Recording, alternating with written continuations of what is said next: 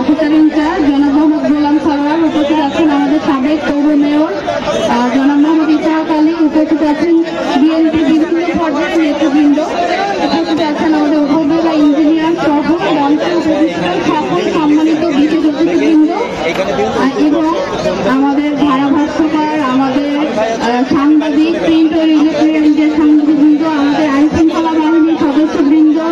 আমাদের রেফারি সহ সকল খেলোয়াড়বৃন্দ এবং সম্মানিত যারা অন্যান্য উপস্থিতি আছেন, দর্শক আছে, সবাইকে ধন্যবাদ এবং শুভেচ্ছা জানাচ্ছি এবং সবাইকে আমার পক্ষ থেকে সালাম জানাচ্ছি। আসসালামু আলাইকুম। আসলে আজকে আমাদের দর্শক উপস্থিতি বলে দিচ্ছে যে আমাদের বড়াই গ্রামের মানুষ কতটা খেলা পাগল, কিন্তু আমরা সেই সাথে খেলা পাগলের সাথে সাথে আমরা একটা জিনিসের আজকে প্রমাণ দিব